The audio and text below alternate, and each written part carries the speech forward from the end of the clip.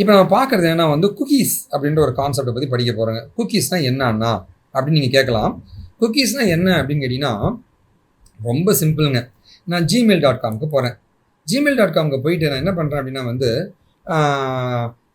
User name தரேன், password தரேன். அதுக்கப்புறமா பார்த்தீங்கன்னு வச்சுங்களேன், லைக் லைக் நம்மளுடைய எல்லா டீட்டெயில்ஸ், பர்சனல் டீட்டெயில்ஸ் தான் கொடுத்துட்டேன். திடீர்னு சப்மிட் பண்ண ப்ரெஸ் பண்ணுறேன், ஒர்க் ஆகலை, பேஜ் ஒர்க் ஆகலை, இன்டர்நெட் டவுன் போல் இருக்குது. ஐயோ, திரும்ப க்ரியேட் பண்ணோமா, இப்போ இன்டர்நெட் வந்துச்சு. திரும்ப gmail.com போய்ட்டு யூசர் நேம் போய் அப்படி பி அப்படின்னு அடித்த உடனே ஆல்ரெடி நான் அடிச்சது வந்து லோட் ஆகும்.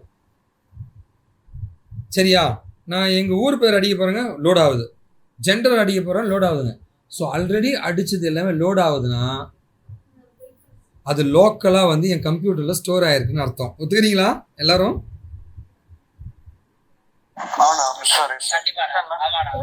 அதுதான் குக்கீஸ். சரிங்களா? ஸோ யா, கிளைண்ட் சைடில், கிளைண்ட்னா யார்? ப்ரௌசரில் கிளைண்ட் சைடில், சரிங்களா, கிளைண்ட் சைடில் ப்ரௌசரில் ஸ்டோர் ஆகும் டேட்டாவின் பெயர் குக்கீஸ் என்று கூறுவார்கள். அதை கூறுவார்கள், குக்கீஸ்னு சொல்லுவாங்க.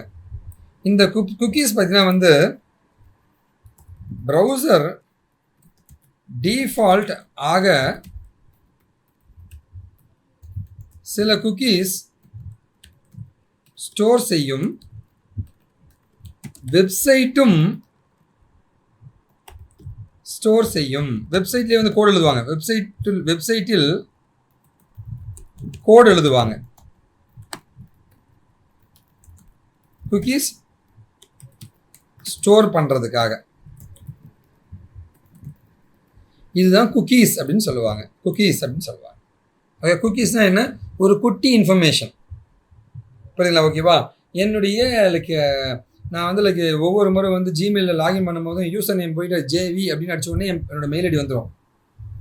ஓகேவா? பாஸ்வேர்ட் மட்டும் தான் நான் அடிப்பேன். அப்போ அந்த யூசர் நேம் வந்து ஸ்டோர் ஆகுது இல்லையா, அதுதான் குக்கீஸ்ன்னு சொல்லுவாங்க. புரியுங்களா? ஓகேவா? ஸோ இல்லைனா ஆல்ரெடி அடித்த வெப்சைட் வந்து ஒரு லோட் ஆகுது இல்லைங்களா, அது எல்லாமே குக்கீஸ் தாங்க. ஓகே, இதுதான் குக்கீஸ்ன்னு சொல்லுவாங்க.